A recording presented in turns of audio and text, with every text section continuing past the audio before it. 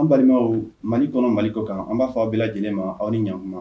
aw ni ce aw sɔgɔli la Mali Hockey TV ka programme bɛɛ lajɛlen na an b'a fɔ k'aw bisimila émission kura kɛnɛ kan émission min n'an b'a fɔ a ma ko kɛwale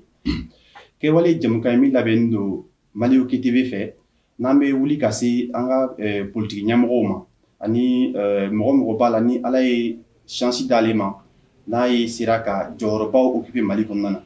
ani k'a da n'a tigɛ don Mali baara cogo la o de kɔnɔna na sa an wulila ka se mɔgɔ ma bi n'o bɛna k'an ka mɔgɔ fɔlɔ ye ni jamukan in na o ye mɔgɔ ye min tɛ don Mali la bilen ale ye comité stratégique M5 ale y'o président ye bibi in na o kɔfɛ parti min b'an bolo Mali la n'a bɛ fɔ a ma ko MPR ale y'o parti président ye bibi in na Docteur Sukɛli Kokala Mayiga i ni sɔgɔma. I ni sɔgɔma. Mali Hockey TV mɔgɔ dɔ an seli ma bi jamukan kɔnɔna na n'an b'a fɔ a ma ko kɛwale an ka ɲininkali bɛna boli fɛn min kan an bɛna ɲininkali kelen dɔrɔn de k'i la bi mais yanni an ka ɲininkali cɛ i bɛ se ka caméra lajɛ ka dakuruɲa fɔlɔ kɛ an ka lajɛbagaw bɛɛ lajɛlen ye. N bɛ aw lajɛbagaw bɛɛ lajɛlen fo k'u waleɲuman dɔn k'a fɔ ye aw ye jeunes de aw ka entreprise aw bɛ ka baara min kɛ ka maliyɛnw ɲɛ yɛlɛ minnu bɛ ɲɛmɔgɔya la minnu bɛ ɲɛmɔgɔya ɲini minnu bɛ activité politique la u ka se k'u dɔn mɔgɔ sugu jumɛn de don u ye mun de kɛ k'a kɔrɔ parce que ni jamanadenw tɛ ɲɛmɔgɔw dɔn u bɛ to dɔrɔn kuma min bɛ f'u ka gɛrɛn ni fɛnw la ni réseaux sociaux kan o t'a bɔ. Donc aw bɛ ka min kɛ aw bɛ na ɲininkali yɛrɛ kɛ a tigi fɛ a bɛ min f'aw ye a bɛ se ka vérifier en tout cas ne kɔni ne bɛ fɛn o fɛn f'aw ye mɔgɔ ni dutela ni sikɛsikɛla la i bɛ se ka vérifier Mali la a document bɛ n bolo a document bɛ service la donc n b'aw fo ka waleɲuman dɔn k'aw ka filɛbagaw bɛɛ fo. Ok, Monsieur le Président o diyara an ye kosɛbɛ an bɛna don ɲininkaliw kɔnɔna na sisan ɲininkali kelen b'an bolo bi an y'a ye k'a fɔ carré kɔnɔnaw la dugu kɔnɔnaw la ɲininkali caman bɛ mɔgɔw kɔnɔ ka ɲɛsin an ka politique mɔgɔw ma nka u t'a la u b'u lasɔrɔ cogo min na ka ɲininkali ninnu k'u la donc o de cadre kɔnɔna na an ye ɲininkali kelen sɔrɔ mɔgɔw bolo ɲininkali nin wagati bɛɛ a bɛ taa ni ka segin a bɛ taa ni ka segin mɔgɔw nɛn kan donc an ko an b'a ɲini ka kuma ɲɔgɔnya ni i ye i ka se ka jaabi walawalalen di maliyɛnw ma ɲininkali in kan o ye min ye an y'a ye k'a fɔ e ye acteur ye mɔgɔ min kɛra sababu ye fanga min tun bɛ yan nɔ Mali la n'o ye Ibrahim Boubacar Keïta ka fanga ye e kɛra mɔgɔ ye mɔgɔ min kɛra sababu ye ka fanga in labi mɔgɔw ko politique mɔgɔw Mali la a bɛ kuma kosɛbɛ a ka kuma ka ca ayiwa an dun y'a ye e ye chance sɔrɔ ka Mali ɲɛmɔgɔya dɔw kɛ i poste de responsabilité occupé Mali kɔnɔ yan misaliya la i kɛra AMRDP ɲɛmɔgɔ ye san caman kɔnɔna la o kɔfɛ i tilara ka kɛ ministre ye i bɛ ATT ka wagati la o fana kɔfɛ IBK fana ka wagati la i kɛra ministre ye nkɔ tuguni an y'a ye o bɛɛ kɔfɛ a bɛ ka kuma caman fɔ mɔgɔ minnu bɛ a bɛ ka kuma caman fɔ u ma yala an bɛ fɛ ka ɲininkali min k'e la sisan Docteur Sukɛli Mayiga e yɛrɛ ka nin ɲɛmɔgɔya ninnu kɔnɔna la e sera ka mun de kɛ jamana in ye e sera ka mun de kɛ ko tɛgɛ bɛ se ka d'a kan ko nin y'i ka kɛwale ye Mali ɲɛtaga la. I y'a dɔn yɛrɛfɔ man ɲi ne kun t'a fɛ k'o kuma fɔ bi journaliste caman ye ɲininkali kɛ ne fɛ n kun t'a fɛ k'a fɔ mais an bɛ waati min na bi ni yɛrɛ ma ko dɔ fɔ mɔgɔw k'a faamu u tɛ se ka information sɔrɔ u bɛ to dɔrɔn rumeur de b'u fɛ donc ne b'a fɛ ka min fɔ maliyɛnw ye ne filɛ nin ye ne ye san 26 de kɛ école la o san 26 kɔnɔ ne ka professeur minnu bɛ balo la u bɛ se ka kɛ seere i ye ko bɛɛ kɛ n ka to parmi les 3 premiers tout le temps ne ye bac sɔrɔ premier du Mali ne ye n ka université kɛ ye n ka diplôme d'ingénieur de télécom y'a défendu en 1982 mention honorable ye n ka doctorat d'état kɛ dans les sciences de télécommunication o waati la peut-être mɔgɔ kelen mɔgɔ fila de tun bɛ Mali la a man ca Afrique la 1988 n seginna ka na Mali la ne ye service national de kɛ soldats ka formation ne y'o kɛ 100 fila 89 90 donc a bɛ se k'a fɔ ko ne ye soldat kɔrɔ de soldat deuxième classe numéro matricule 24 831 5e contingent du SNJ donc ne ye soldat en réserve o kɔfɛ n ye baara daminɛ Sotelma la a bɛ se ka ɲininkali kɛ ne ka directeur kɔrɔ fɛ ni baarabaw min kan ka kɛ Mali la dans le domaine des télécoms ka téléphone nati au nord dans les régions du centre au projet baw ne bɛ mɔgɔ minnu y'a ka ingénierie kɛ ka dilan a kan ka kɛ cogo min o waati la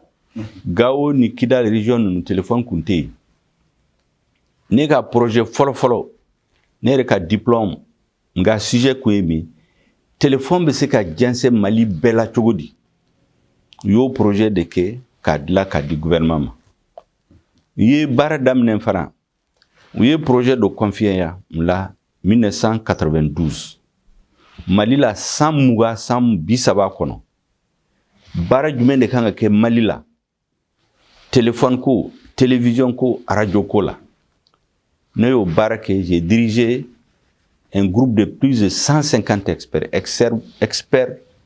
kɛmɛ ni 50 minnu bɛ bɔ jamana bɛɛ la américains b'u la français b'u la suisse b'u la mɔgɔ caman b'u la an ye san 7 kɛ baara la 1992 fo 1999 o document bɛ yen volume b'a fɔ bolo livre baw 11 k'a di gouvernement ma fɛn o fɛn n'a bɛ kɛ télévision ni radio ko la bi ne de y'a baara ɲɛmɔgɔya organisé en 1994 a ye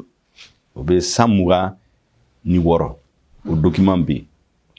o kɔfɛ u ye n bila école de télécommunication ENPT a bɛ Jikɔrɔ ni Para o y'a sɔrɔ école in kun tiɲɛna hali faliw bɛ don cours kɔnɔ ne y'a ta en 8 mois n y'a redressé fo école denw ani école karamɔgɔ ni cours bɛ yen 15 heures ou bien à cabine 14 heures parce que salle be climatisé jibe jisuma be fleur be école de la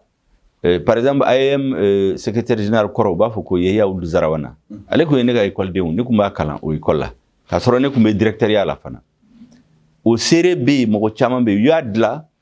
kalo segi kono u yemboy u yenke conseiller spécial du PDG de Sotelma mboro la ka ministre de l'industrie du commerce atete yenta kan ministre de l'industrie du commerce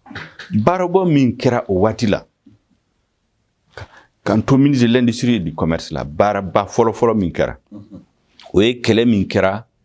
au niveau international ba fo organisation mondiale du commerce anga senekelaw kori son akana jigi ani parce que américain ba ke européen ba ke chugudi ulu fe ni senekelaw ye seneke par exemple kori anga gouvernement basanga mugo fe 50 kilo kelen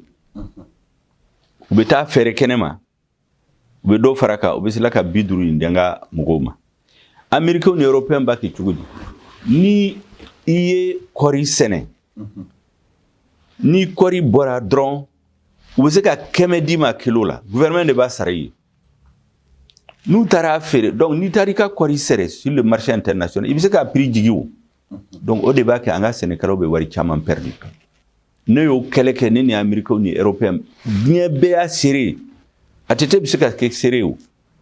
parce que ne bɛ kuma minnu fɔ seere b'a bɛɛ la o kɔrɔ ye ko mɔgɔ mun sigalen bɛ nin kuma na u bɛ se ka taa u bɛ se ka taa ministère la dossier bɛ yen collaborateur bɛ yen u bɛ se ka président yɛrɛ ɲini basi t'an ka taa fɛ an y'o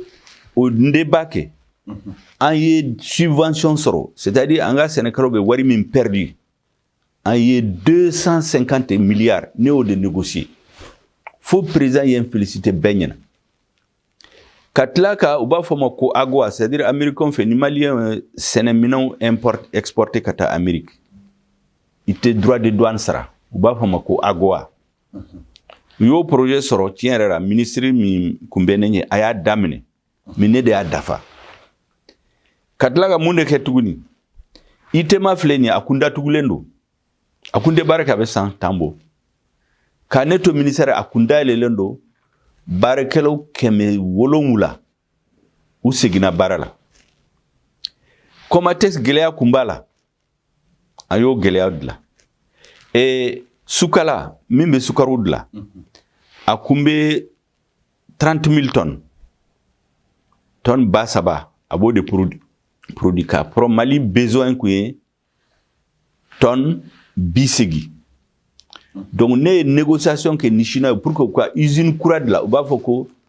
N sukala la nouvelle sukala o dilanla ne ka waati la o fana document bɛ seere bɛ sisan o de bɛ sukaro di Mali ma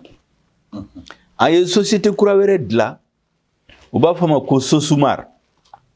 n'a kun sigira ne y'a baara kɛ f'a kɛra ka financement yɔrɔ la ne bɔra gouvernement la Badu kun b'a financer a kun bɛ baara di mɔgɔ 400 000 personnes ba 400 o de kun bɛ baara kɛ Ségou région kun bɛna kɛ la première zone industrielle du Mali y'o kɛ f'a bɛ se a dan na don min na conférence de bailleurs kan ka kɛ ne bɔra gouvernement la a kɛra cogo min na kɔfɛ n t'a dɔn mɔgɔ min bɛ ministère la sisan ko Haruna Niang ministre de l'industrie et du commerce a bɛ se ka taa ɲininkali k'a fɛ parce que ne ka kuma bɛɛ seere de b'a la o parce que ale de kun bɛ projet ale kun bɛ ne fɛ an ye voyage kɛ ka taa Amérique ka taa Europe ka taa Afrique du Sud partout diɲɛ kɔnɔ kana sucre bɛ sɛnɛ ne taara ye ka taa 40 variétés 40 an taru expérimenter Mali la pour que Mali sukaro ka bɔ ni jamana bɛɛ n'o kun kɛra Mali bɛ kɛ le premier exportateur de sucre en Afrique de l'Ouest aliment bétail et le maraîchage l'élevage des poulets Ségou kun bɛna kɛ la première région industrielle du Mali mais n bɔra gouvernement la a kɛra min ye n t'o dɔn tuguni entre 2003 et 2007 ne bɔra gouvernement la 2007 ka tila ka mun de kɛ dans le domaine du commerce u b'a fɔ ko commerçant détaillant ne ye jateminɛ kɛ commerçant détaillant ni butigitigi nu ani minnu bɛ feereli kɛ dugu kɔnɔ wariba t'u bolo u ye projet dilan minnu bɛ charbon feere minnu bɛ tamati feere minnu bɛ salati feere kɔrɔbɔrɔ butigi ninnu ani tous les commerçants détaillants j'ai négocié un projet de 8 milliards avec la BAD projet in dilala a ɲɛmɔgɔya a dira chambre de commerce ma u bɛ se ka kɛ seere Jamil Bitar bɛ chambre de commerce mɔgɔw bɛ se ka kɛ seere ka tila ka projet wɛrɛ dilan le projet pour les femmes entrepreneurs muso minnu bɛ jago ni affaire kɛ olu fana ka se ka financer o projet fana dilala le projet pour les femmes entrepreneurs fo gouvernement y'a adopté o fana a seere bɛ donc o ye ka ne to ministre de l'industrie du commerce la kɔfɛ ATT ye n bila AMRTP ɲɛmɔgɔya la ka téléphone ko ɲanabɔ a ko gɛlɛya de bɛ jamana kɔnɔ ne k'a lajɛ n bɛ se ka baara min kɛ ni Orange ni Sotelma ye baara ka se ka kɛ n nalen u kun b'a a tɔgɔ kun ye CRT kun bɛ Badalabugu kun bɛ villa kɔrɔ dɔ la gouvernement de b'a sara 50 kalo kɔnɔ ne de ye lettre sɛbɛn ka fɔ gouvernement man ka sara tuguni parce que télécommunication gouvernement man kan ka wari da la gouvernement kan ka wari do santé éducation ni sɛnɛ ni fɛn ninnu la n ye document ta k'a lajɛ juru dɔ kun bɛ société ninnu la mɔgɔ kun bɛ siran ko juru ɲini u fɛ i n'a fɔ société jumɛn ni jumɛn bon société télécom a fila de bɛ Mali la ne t'a fɛ k'u tɔgɔ fɔ u kana n'a fɔ ko ne b'u tɔgɔ tiɲɛ mais y'a sɔrɔ juru de b'u la milliard kelen de b'a la juru filanan milliard 2 ni kɔ o de kun b'a la juru o juru kun tɛ sara mɔgɔw kun bɛ ɲin'a kan directeur kun bɛ yen a kun ye 109 de kɛ ne nalen ye document ta an dora négociation na ne y'u jagoya u ye wari in sara donc o kɔrɔ ye ko société ninnu o 109 in kɔnɔ kun tɛ wari min sara la parce que gɛlɛya caman kun b'a la ne se ka da don a bɛɛ la parce que directeur kelen nɔ tɛ o parce que ko dɔ bɛ yen n'i m'a ta ni gɛlɛya ye ka don kɛlɛ la cogoya dɔ la olu tɛ wari t'i bolo ne y'u menacé k'u sanctionner n'a hakili b'a la ne kun ye dɔ sanctionner o 18 milliards ne kun y'a sanctionner o parce que kun tɛ sariya bato donc ne y'u menacé k'u sanctionner o ye wari in sara wari in kɛra mun ye baarakɛlaw ka sara a kun ka dɔgɔnɔ maliyɛnw bɛɛ ka sara o don bi bina n'i taara u ka sara ka ca ni maliyɛnw bɛɛ ka sara a bɛ se k'a vérifier mɔgɔ si tɛ se ka sɔsɔli k'a la ka tila ka u kun bɛ villa kɔrɔ min na an bɔr'o la ka siège jɔ n'aw taara siège in lajɛ bi kuluba kɔfɛ gouvernement ka bâtiment si tɛ yen min ka ɲi ka tɛmɛ ale kan an y'o dilan gouvernement bɛ kɛlɛ kɛ ni terroriste i y'a dɔn terroriste kɛlɛ marifa dɔrɔn tɛ yen o i b'u télécommunication utiliser u bɛɛ yɔrɔ min na ka t'u minɛ information président y'o confié na ne y'o baara kɛ terroriste caman minɛna Mali la minnu ye attentat kɛ Grand Bassam attentat kɛ Côte d'Ivoire minnu ye attentat kɛ Radisson min ye attentat kɛ La Terrasse a caman u minɛna Mali la n tɛ n da don a bɛɛ la mais ne ye baara min kɛ gouvernement ye o bɛɛ sababu la ne bɔlen gouvernement ka baara la pewu u bɛ continuer k'u servir la mɔgɔ min b'o kalama u b'a dɔn ka tila ka mun de kɛ tuguni ka fréquence bɛ utiliser radio ni avion ninnu bɛ fréquence utiliser jamana kɔnɔ a contrôle kun tɛ Mali gouvernement bolo an ye équipement sa près de 3 milliards pour que ka se ka contrôler bi bina gouvernement bɛ se ka fɛn bɛɛ contrôler an ka jamana kɔnɔ donc au total an ye plus de 20 milliards an y'o de kɛ investissement yani nga boyan ka sɔrɔ n bɛna foyi kun tɛ yen sara farala dɔ farala sara kan siège kura sigira gouvernement ye baara minɛnw sɔrɔ n bɛ bɔ yan don min na n ye 60 milliards cash galon tɛ de a document bɛ n bolo ne bɛ passation kɛ don min na 60 milliards cash ne y'o to caisse la gouvernement caisse la ne b'o baara la don min na mais donc ni mɔgɔw nana kuma wɛrɛ fɔ ne sigi ka u bɛɛ jaabi mais comme aw ye ɲininkali kɛ ne kun t'a fɛ ne yɛrɛ k'an yɛrɛ fɔ mais i y'a fɔ an obligelen don k'a fɔ bi parce que mɔgɔw k'a faamu fana. président o ye diyagoya de ye ça fait an bɛ ɲininkali min kɛ mɔgɔw bɛ ka ɲininkali min bɛ mɔgɔw kɔnɔ u sigilen u ka so u bɛ fɛ k'a dɔn de sabula mɔgɔw bɛ kuma caman mɛn aw da kɔnɔ a bɛ kɛ mun ɲɛna ko politique mɔgɔw ta ye kuma dɔrɔn de ye a dun ye poste baw occupé a yɛrɛ k'a to poste baw na a ye mun de kɛ jamana ye dɔw de cadre kɔnɔna la mais yani an ka taga ɲɛfɛ an bɛ RDP la halisa parce que an ye ŋununukan mɛn waati dɔ la mɔgɔw tun bɛ ka kuma fana fɔ kosɛbɛ kosɛbɛ ko k'i to ministériya la k'i tun bɛ sara 2 ta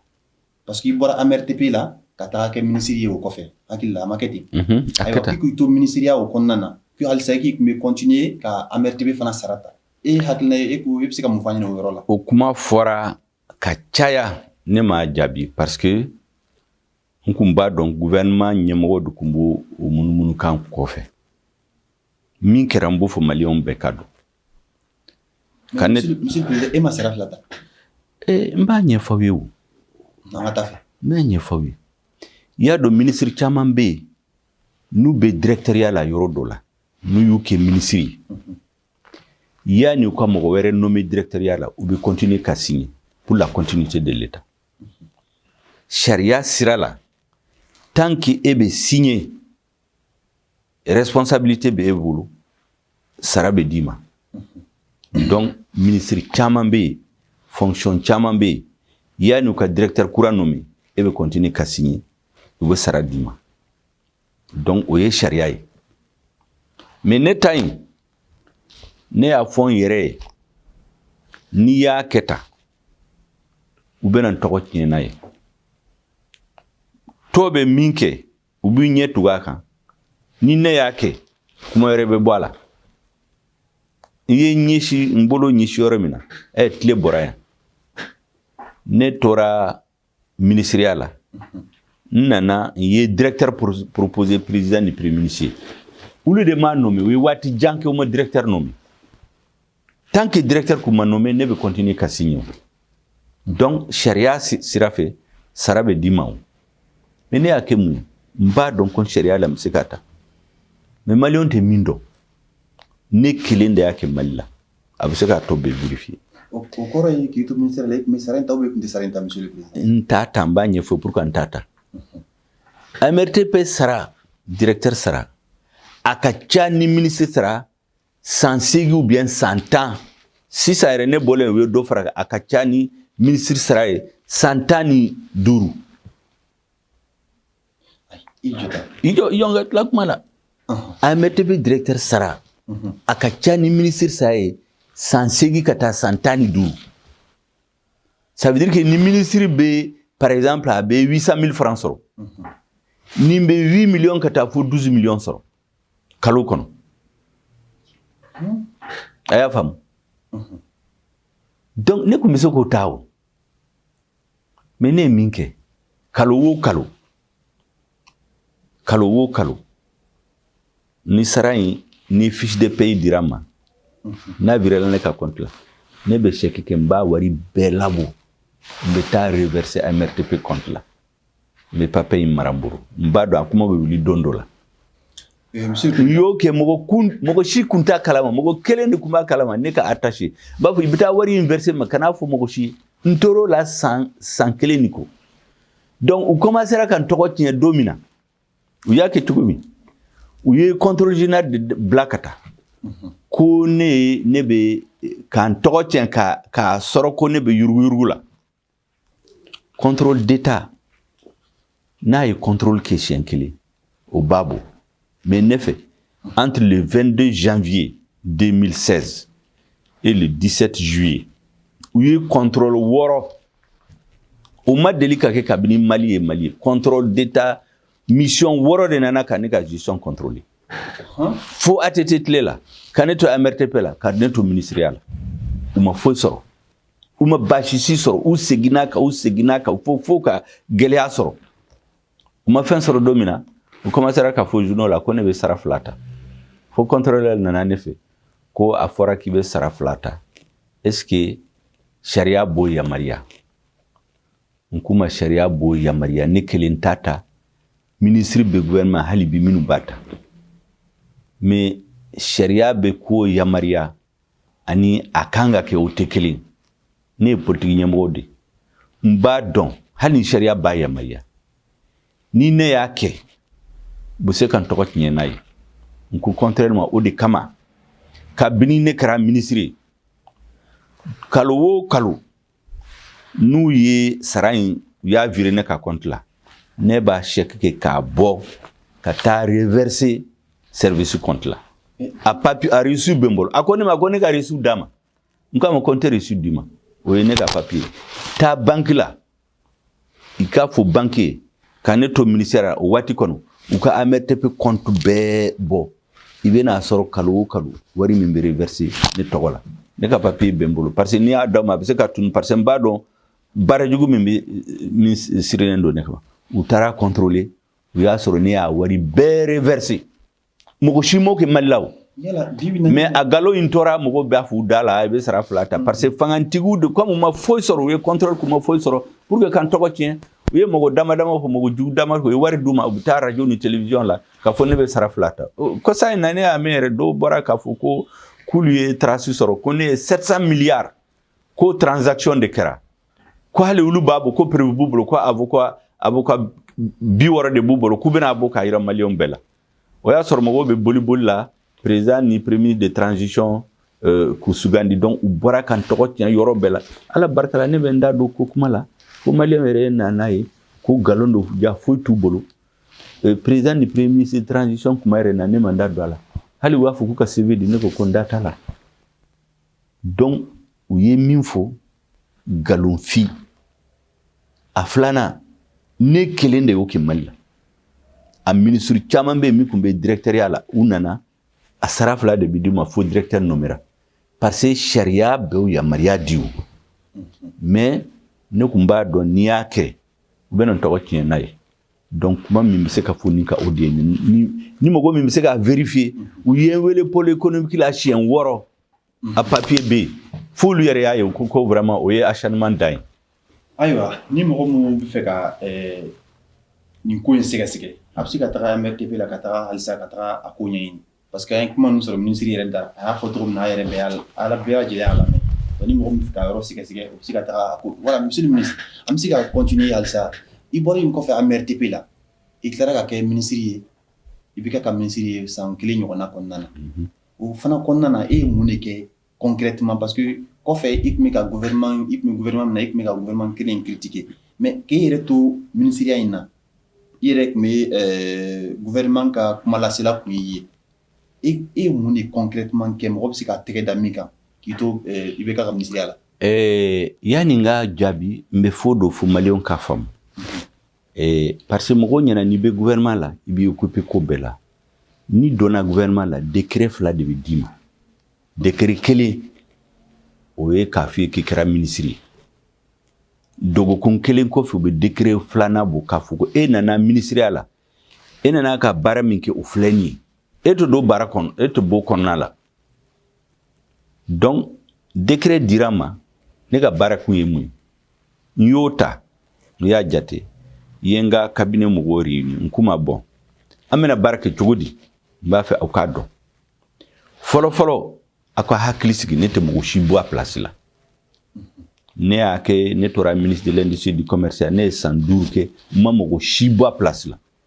conseil o conseil n'i bɛ se baara la ne ka conseil kelen kun ye mouvement citoyen dɔ ye ADEMA ye dɔ ye SINID ye dɔ ye RPM ye kelen de kun b'a la min bɛ impérer mais ne y'u bɛɛ tu place la parce que u bɛ baara kɛ ka ɲɛ donc u y'a fɔ ne nana ka kɛ ministre n kuma k'a y'o hakili sigi mɔgɔ si tɛ bɔ a place la n bɛ mɔgɔw bɔ a place la situation fila na ni ne y'a dɔn k'a tɛ se baara la parce que ministre dɔ bɛ u bɛ n'u ka somɔgɔw de u bɛ n'u teriw de m'u tɛ se baara la n'i y'a dɔn k'i tɛ se baara la n b'i bɔ yen n'i y'i sɔrɔ i bɛ n janfa i bɛ min kɛ min tɛ se ne ka sira la n'o tɛ yen aw bɛɛ bɛ taa ka place la maintenant n b'a fɔ an ka baara kɛ cogo min na ne filɛ nin ye ne ye ministre waati dama dama mais aw bɛ se ka mɛn yan donc an bɛ gouvernement ka dossier ta dossier jumɛn de bɛ yen min mɛnna a kuma ɲɛnabɔ gouvernement bɛ tɛmɛ mais a tɛ ɲɛnabɔ dossier jumɛn de bɛ aw b'u labɔ k'u bila table sanfɛ o ye dossier sugu kelen sugu filanan mɔgɔ min kɛra président ye o ye IBK ye jamanadenw y'a de eli ale de ye lahidu ta maliyɛnw ye aw bɛ taa ka programme de campagne ta kana an b'a bila ne ka table kan a ye lahidu jumɛn de ta maliyɛnw ye an ka domaine la domaine sabanan ye mun ye ne yɛrɛ hakilina ye mun ye n bɛ se ka min fɔ an bɛ baara kɛ nin sira saba kan u ye dossiers labɔ dossiers ba minnu mɛnna la haute autorité de la communication a dossier kun bɛ gouvernement sira la kabini 92 fo 2015 ça fait près de 23 ans o dossier tɛ bɔ a bɛ taa ka segin la sariya tɛ voter an y'a ta ni n ka conseil u ye ordonnance ta yanni n ka na mais sariya ma voter n taara assemblée la kalo 6 kɔnɔ a y'a bɛɛ baara kɛ an y'a sariya voter mɔgɔ minnu b'a ɲɛmɔgɔya la fana u y'u nommé olu de bɛ baara la hali sisan dossier filanan ye mun ye le secteur de l'audiovisuel ORTM qu'a réformé pour que l'édition et l'émission k'u bɔ ɲɔgɔn na ka société créer u ko min ma ko la SMDT ani ORTM o fana gouvernement malien kun ye lahidu ta kabini 2009 tile o tile u bɛ miliyɔn 4 de sara n ko bɛ se ka kɛ cogo di ministre 6 de tɛmɛna a ma ɲɛnabɔ an y'o dossier ta ala barika la ministre des finances Igor Diarra i y'a ɲɛfɔ a ye an bɛnna kan ils ont une nouvelle imprimée o y'a sɔrɔ imprimerie kɔrɔ min b'u fɛ 125 kɔrɔlen don a tɛ se ka baara kɛ kalo dama dama kɔnɔ u ye imprimerie kɔrɔ sɔrɔ o de bɛ baara kɛ olu fɛ yan sisan baarakɛlaw kun b'a fɛ dɔ ka fara u ka sara kan direction ko wari tɛ yen ne y'u ka dossier bɛɛ ta k'u kalan i y'a yir'u ko wari bɛ yen i ye conseil d'administration kɛ 60% a y'a fara u ka sara kan n kuma yanni 100 ka dafa 100 2016 ka dafa conseil wɛrɛ bɛ kɛ yen dɔ bɛ fara u ka sara kan parce que ne ɲɛ b'a la wari bɛ yen wari tɛ ka gérer kosɛbɛ o a ye 60% fara u ka sara kan yanni augmentation wɛrɛ ka na u ye ne bɔ ministériya la n t'a dɔn a kɛra cogo min poste kun binnen don ne kun y'a restructurer ka directeur kura ko n b'a nommer pour que an ka se ka poste lawuli ka tila ka n'i ye secteur de internet ne kun ye décision dama damaw ta ko parce que internet su ko ni téléphone so ka ca kojugu Mali la an ye disposition ka dɔ ka bɔ a la ne o sariya de la bɔ o y'a sɔrɔ yani n ka ban u ye n bɔ ministériel n t'a dɔn kɛra cogo min na baarabaw minnu kɛra a ka ca n se ka n da don a bɛɛ la o ye baara dama dama min kɛra ka ne to ministériel la mais mɔgɔw tɛ min faamu n'i bɛ ministériel la e ye président de ka baarakɛla de hali n'i b'a fɛ ka ko dɔ kɛ ni président ni premier ministre ma sɔn a tɛ se ka kɛ o de kama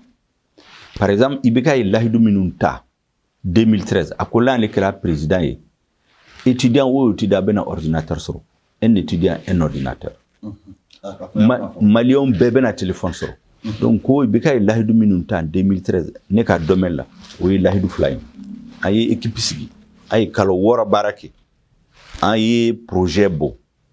ne ye ɲininkali kɛ ministre de l'éducation fɛ o tuma étudiant hakɛ jumɛn de bɛ Mali la en 2015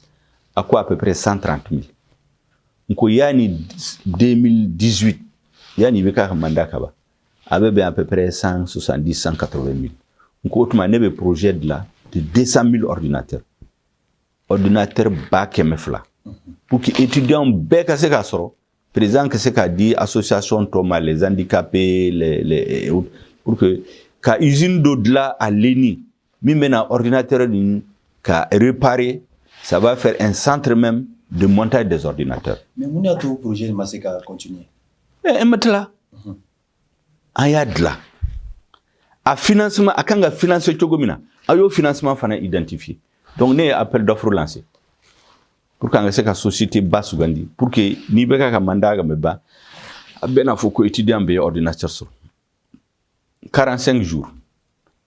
a ye tile 30 kɛ a tora tile 50 ne ye lettre sɔrɔ ka bɔ premier ministre fɛ a ko ne ka projet in dabila ne y'a dabila parce que ni premier ministre ni président ko k'i ka fini dabila ne y'a dabila a ma expliqué a ma ɲɛfɔ ye a ma foyi parce que o tɛ gouvernement premier ministre a diyagoyalen tɛ k'a ɲɛfɔ ministre ye a bɛ mun kɛ n'a b'a fɛ b'a fɛ n'a t'a fɛ t'a kɛ. Monsieur le président e bɛ fɛ k'a fɔ de ko ministre premier ministre ni président olu de bɛ décision bɛɛ lajɛlen ta o tuma ministre yɛrɛ t'a la mun ye sisan. ministre ninnu bɛ mun de kama o la. ministre parce que Mali la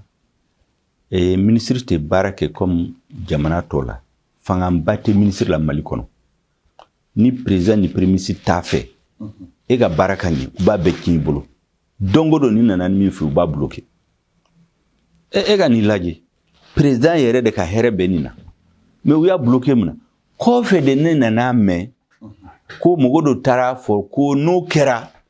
a bɛna tɔgɔ di ma étudiant fɛ u y'a bloqué projet in a tununa ne y'a ye 2018 nana fɔ k'u bɛ tablette de di étudiant ma tablette 10,000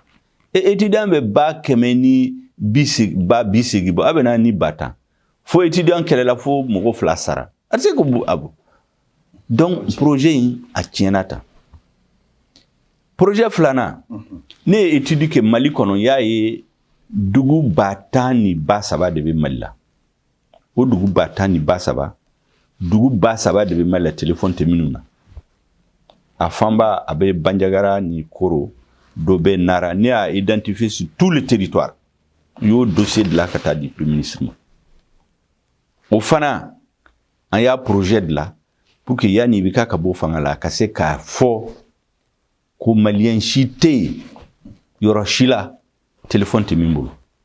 o projet fila an y'a dilan an commencera k'a mis en œuvre u ko ne k'a bila service min kan k'a dilan yɛrɛ min kan k'a piloter u ye décret ta ko service bɔ ne ka ministère la ka taa n'a ye premier ministre fɛ fo ne bɔra gouvernement la n t'a dɔn a kɛra cogo min na donc ne ye baarabaw minnu kɛ ministère la o de ye nin a tɔ bɛɛ ye campagne de parce que ne to ministère la i y'a fɔ ye k'u ye contrôle d'état siɲɛ 6 y'a bila ka na u kun b'a fɛ ka gɛlɛya dɔ sɔrɔ k'an tɔgɔ tiɲɛ k'u to contrôle la don o don ko de bɛ bɔ journaux la parce que journaliste mɔgɔ dama dama bɛ yen olu spécialisé len don dɔrɔn chaque semaine u bɛ ko dɔ bɔ ne kan chaque semaine u bɛ ko dɔ bɔ ne kan min ma bɔ ne kan u b'a fɔ n somɔgɔw kan u b'a kɛ n den kan u b'a kɛ n musow kan. Ok, monsieur le président. Donc o de don. Mɔgɔ bɛ to ka kuma dɔ fana fɔ i ka intervention laban in kɔnɔna na Oui, Gerdem Sirla la qui est au ministère la Watina, ni ka projet champion na bloqué la président ni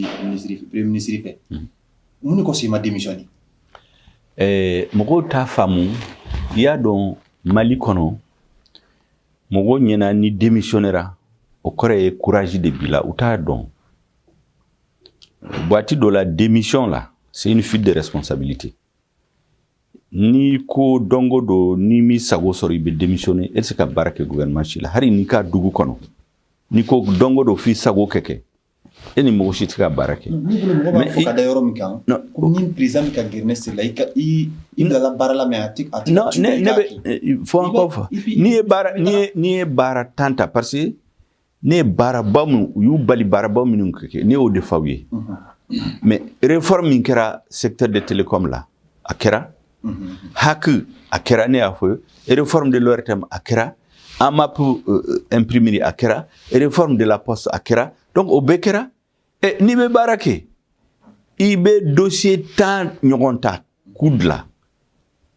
sigi ou bien kononton ou temena nous y bloqué kelena mais c'est qu'il faut qu'il be démissionner par si mi sa wosoro parce que de toute façon projet nous kundala ou be toko di président RMAO. Donc, vous connaissez que ça, c'est son problème. Nere kuma famu, ko fait des ya mais, ko jamogo de réunion ke, kafo ayaw koloshi, ni politique mogo, ni projet indlala, avec ce qu'a toga dama étudiant fait. Ben, ko ni ode ou ka calculer, autrement, projet imbe perdu dron parce que ne veut toga sera là. Non, c'est problème. Donc, ni be ministériel là. Et don de la président du premier ministre ce ka barama don de la uteso niko ki be démissionner dongo do otsika be maintenant abseka ki yoro dola non en fait abse ki balika se yoro dola parce que il y a beaucoup de ministère là oui mo blaga et comment on appelle contrôle blaga traika la changement pour que ka se ka fien sur ka barakele on là maintenant qu'il a wati de oui il démissionne tout yere doye quoi non ni mo barla ñoo fi na dalenti la na te ka non ne a don kumba fe ne ka démissionner ne ma démissionner parce que kumba fait rapport nous contrôle nous be katla kato ne ka ngara rapport sur katla kata utlala la en juin ni temunyu iti sawo soro ukumbe ka ne provoquer ne ka démissionner ne kumbora bena galon de rapport ne tora fo rapport nous bed la ka ban. Oui, killing. Aflana, il veut se démissionner. C'est pas parce qu'il y a un projet de là ou maçon. Autre problème, il était démissionné ou là. Mais avec ce qu'il y a wati dola, gelea benase yoro dola, et renika conscience, il sait que to barala. Wati selen domina. Ne bora gouvernement là, mogo chamanta nyedo, mais wati do sera. Ne ni gouvernement nyemo blala nyongona ministre be se ka ke séré ministre conseil des ministres là ne minfo akira domina premier ministre ani ministre fla una na janfan siri malika o janfan yemi ya do mouvement armé nunu ye kele wuli malla ou be malitla ou kumba fe ka fangandeta ba former le pouvoir politique. Comment c'est ça? Moi soro kelela. Utara négociation la Accra Ouaga. Uma soro. Utara accord d'Alger là, uma soro. Maintenant on a na coup de là dogo là. Premier ministre ani ministre fla. Kamundeke. Ka sharia do là dogo là. Uma ira moshila uma débat que conseil des ministres là ka foko région du nord nous Gao Tombouctou Kidal nous jamana de mogo minu sugandi ku bla conseil des cercles là conseil des régions ani commune damadama gouvernement bu boy rebelu de bena todi ou de bena qui est président du conseil des cercles le conseil des régions le conseil dans les communes. Mais on a nos papiers dominants, comme quoi, avec Janfan de là. Avec un Mali Janfan. Ama gouvernement ici qui a Mali Janfan. Et les belles mi marfata min comme on sait qu'à soro keller, on sait qu'à soro négociation. Alors ben Mali Janfan qui a douma tableau du corps. Au Tébé. Au don président qu'on a marqué qu'un d'abord là. o y'a sɔrɔ premier ministre y'o papier ta ka taa n'a ye fo ONU la k'a fɔ a ye ko gouvernement ni maliyɛnw bɛɛ kun bɛnna ka sa ko nkalon don a seginna ka na ne ko ye gouvernement kuma lasela ye ko ne ka kuma lase maliyɛnw ko n tɛ se k'o kɛ o a y'o bɔ ka gouvernement la ne ko ne se k'o kɛ nalen o don ale ye n seere n ka parti ɲɛmɔgɔw bɛ se k'a dɔn ministre caman kun nana ne fo ko ne ma ko e bɛna démissionner ala kama i kana n k'u ma ko n tɛ démissionner ye n ka parti ɲɛmɔgɔw wele ka na n k'u ma ko ne tɛ se ka to ninnu fɛ tuguni parce que ne ɲɛ b'a la u bɛ ka Mali janfa ko in tɛna laban n'u bɛ janfa la ne tɛ t'u fɛ donc ne bɛ démissionner mais ne t'a fɛ ka président gêner u kana n'a fɔ ko ne de y'a ka mandat tiɲɛ donc ne b'a min premier ministre lajɛ n bɛ papier d'a ma k'a fɔ a ma ko a ye bɔ gouvernement la pour des raisons personnelles n y'o lettre sɛbɛn n y'a jira n ka parti ɲɛmɔgɔbaw la cɛkɔrɔba dɔ ko ne ma ko n'i t'a fɛ ka président gêner parce que ne kun t'a fɛ mankan ka kɛ i bɛ k'a ka mandat kɔnɔ ka bɔ ne de y'a sababu ye a filanan peut-être que ni mandat bɛ laban ne bɛna dɔn ko tiɲɛ bɛ ale de bolo donc fo n ka muɲu donc cɛkɔrɔba dɔ ko ne ma n'i ye min fɔ conseil des ministres n'i y'a fɔ président yɛrɛ ɲɛna n'i ban ka taa gouvernement ka kuma lasela n'i ko k'i t'a fɛ ka démissionner ka président gêner kana lettre ci premier ministre ba u tɛ se ka baara kɛ n'i ye tuguni olu yɛrɛ bɛ bɔ yen o kɛra a ko n'i ye dɔgɔkun 2 kɛ mun bɛ i bɛ se k'i ka démission kɛ ne ka parti ɲɛmɔgɔw bɛ se ka kɛ seere ye ne bɛ min fɔ a bɛɛ seere b'a la fo ministre damadamaw nana ne fɛ yan fo sécurité d'état directeur nana ne fɛ k'a fɔ k'olu y'a mɛn ko ne bɛ démissionner n k'a ma ko n tɛ démissionner donc a ma dɔgɔkun 1 bɔ premier ministre ye n wele a ko ne bɔra gouvernement la n ko alhamdulilayi a y'an bolo bɔ ɲɔgɔn bolo k'a sɔrɔ mankan ma k'a la n k'a ma k'i bɛ président fo ne b'i yɛrɛ fo parce que aw ye ne kɛ ka kɛ ne kɛ ministre an ye 20 millions de maliens o ye hɔrɔnya dɔ ye sisan ne bɛ taga ne talen u ye sariya jugu min kɛ k'u bɛna mɔgɔw nommer mankan wulila Gawo fo mɔgɔ 2 sara mais à laban u y'a jagoya ka sigi donc Gawo Tombouctou Kidal région ninnu la jamanadenw ye mɔgɔ minnu élu u y'u bɔ yen rebelle ni ministre damadama dɔ farala ɲɔgɔn kan ka mɔgɔw sugandi k'u bila cercle ni région ɲɛmɔgɔya la o de bɛ nord la mais a ma fɔ ɲɛnabɔ donc a laban ne ka tiɲɛ sigira ma o donc kumabaw minnu kun bɛ ne fɛ k'a fɔ olu a to bɛɛ nkalon campagne min kɛra ne kan a ma kɛ responsable politique si kan ATT la yanni ATT ka bi u ye contrôle d'état bila ka na a ye kalo 8 de kɛ ne ka bureau la u ma foyi sɔrɔ transition waati la Jango Sisoko a ye vérificateur bila ka taa o ye kalo 1 kɛ ne ka bureau la u ma foyi sɔrɔ fanga wo fanga n'a nana a laban u b'a situation u b'a essayer ka ne lanɔgɔ n'u ma solution sɔrɔ a la dɔ bɛ wari di journaliste dɔ ma ani réseaux sociaux ninnu u bɛ n tɔgɔ tiɲɛ mais ala barika la ni tiɲɛ b'i bolo e ka muɲu dɔrɔn i y'a dɔn kɔsa in na u ye min de fɔ u ko ko ne bɛ M5 kɛrɛfɛ ɲɛmɔgɔya la ko ne bɛ mankan la ko dossier ba de b'u bolo k'u bɛ n'u bɔ u taara fɔ réseau la don dɔ la le jour même de la fête de Tabaski ko n denmuso sara fo bɛɛ bolila ka na ne ka so u y'a sɔrɔ nkalon don tile 3 kɔfɛ u y'a bila réseau k'a kɔnɔ ko fana ko ne bɛ hôpital la u ye ne opéré je suis entre la vie et la mort ko bɛɛ dara ne kan mais ne jɔlen don tiɲɛ sira kan n b'a dɔn tiɲɛ de bɛ laban. Ok, baasi t'a la monsieur le président an b'a fɔ k'i ni ce an bisimila la i ka so bi ni entretien nin kɔnɔna la hakili la an lamɛnbagaw a ye faamuyali caman sɔrɔ ni masala in kan donc nin bɛna dan sigi an ka bi kɛwale émission tako fɔlɔ la an ni mɔgɔ min tun bɛ ɲɔgɔn bolo bi o ye docteur Choguel Kokala Mayiga ye ale ye M5 comité stratégique président ye wa politique tɔn min bɛ yen n'a bɛ f'a ma ko mouvement patriotique pour le renouveau n'o ye MPR ye ale y'o ɲɛmɔgɔ bi bi in na an kun sera a ma ka masala n'a ye sujet kan ɲininkali min bɛ aw bolo n'a bɛ fɛ k'a kɛ a yɛrɛ la mais a t'a lasɔrɔ donc an ka émission nin b'o de cadre kɔnɔna la ɲininkali min bɛ mɔgɔw bolo n'u bɛ fɛ k'a kɛ u ka ɲɛmɔgɔw kan politique mɔgɔw a bɛ se ka kɛ politique mɔgɔ a bɛ se ka kɛ mɔgɔ wɛrɛw ye n'a fɛ ka ɲininkali gɛlɛn mun k'u la n'a tɛ se k'u lasɔrɔ k'o k'u la donc an kɛlen don ka émission in sigi o de kama an bɛ ɲininkali ninnu recenser an bɛ taa se a tigi ma an bɛ jaabiw ta a tigi bolo k'a d'a ma hakili la a ye jaabi mun di nin bɛna aw bɛɛ lajɛlen nafa aw ni ce aw ka filɛli la aw ni ce halisa ka aw sɔrɔ Mali Hockey TV la aw k'an bɛn wagati wɛrɛ